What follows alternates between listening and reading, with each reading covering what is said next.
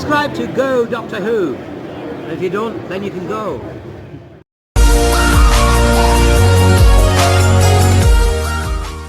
Hello guys, watching Go Doctor Who, and today we're going to do 5 things that made the 7th Doctor great. We've done 5 things that made the 1st Doctor all the way up to the 6th Doctor great, and now we're doing 5 things that made the 7th Doctor great. Also check out 15 years on, my review of Dalek, and 5 things that made Dalek great 15 years on. They were 2 videos that just come out on the channel yesterday. Also, we're trying to get to 150 subscribers. We're currently at 127 at this current time. If we get to 130, I will release the fan film. So yeah, we're so close to our milestone now. We're trying to do it before we hit the summer holiday. And yeah, let's just get into it. There's plenty of videos for you to check out, and there's plenty of videos to come on the channel. So yeah, let's get into it. 5 things that made the 7th Doctor great. And yes, Sylvester McCoy, of course. Number 1 is he's a very unusual, different character we've had as the Doctor. He's quite bumbly and a clown, but then towards the end of his era, he starts to twindle into something dark and different and manipulator and playing games. And there's a scene where Ace is almost in trouble, and the 7th Doctor, to win, kind of abuses Ace in a way with the alien. So yeah, I think that's very interesting to see his arc of turning nice and good and then suddenly turning darker and darker as the series goes on. And I think they had elements of that for Matt Smith in a way. He was quite bumbly, and then towards the end of his era he was getting a bit more toned in. Like, he wasn't angry, he wasn't dark, he wasn't that yet. But I think if he stayed on for a couple more series, maybe even one more series, he would have got there. He would have got to the dark times of the 11th Doctor, and I think that's the same with the 7th Doctor. It did get dark, and it was interesting. So yes, that's number 1 on the list. Number 2 is Ace. I think Ace and the 7th Doctor, definitely Ace brought the 7th Doctor out of his shell, and I think them two are a beautiful pairing. They work like that, and it's just nice to see them together.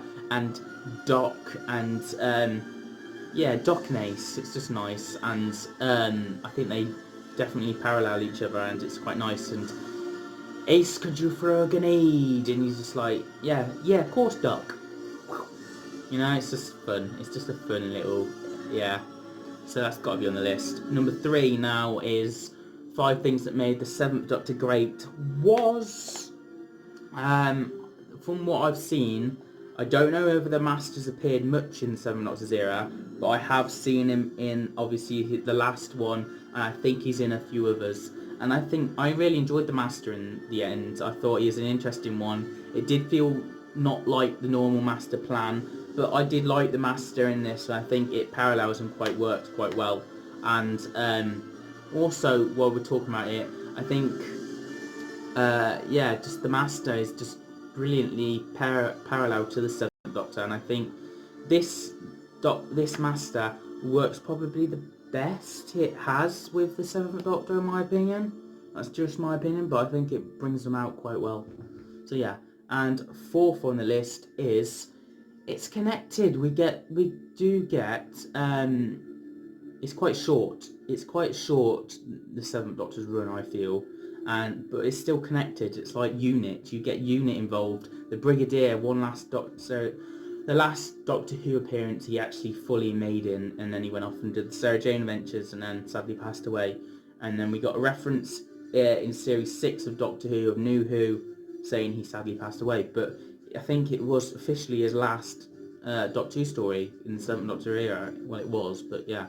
And I thought that was nice to have him one last time with the Doctor, and Unit definitely play a vital role for the 7th Doctor, and as they do with every Doctor. And Unit came back for the 9th Doctor in a way, but they fully came back with the 10th Doctor and 11 and so on.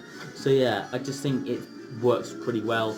And then finally on this, 5 things that made the 7th Doctor great was, in fact, I do like the monsters that they have. I know it's a bit cringy, like the candy monster and stuff like that, but I actually really enjoyed it, like the designs of them in a way. I think you can kind of see they are slightly getting better at this point, and it does feel a bit more modern towards the end of the 7th Doctor's era where they were going to go with it, and the modern era kind of took that and carried it on, and it just feels, yeah, like they've gone a while since the 60s, and it just feels a better tone in my opinion.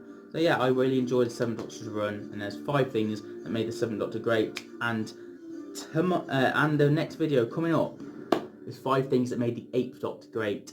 And then we are going on to the War Doctor and then the 9th Doctor. So yes, stay tuned for the War Doctor and the 9th Doctor tomorrow. The 7th Doctor and the 8th Doctor should be out today as you're watching this. So yes, stick around, like, comment, rate, subscribe, share this video with a Doctor Who fan if you think they would like it, and subscribe because it helps the channel out and gets more popular, get more known, and spread the positivity of the fandom, because it's 5 things that make each series great, 5 things that made each Doctor great, and it's not 5 things that made it bad, you know. I'm trying to keep the positivity going for a while because we're in the dark times as it is with the coronavirus. So yes, keep safe, and please, if you will, subscribe.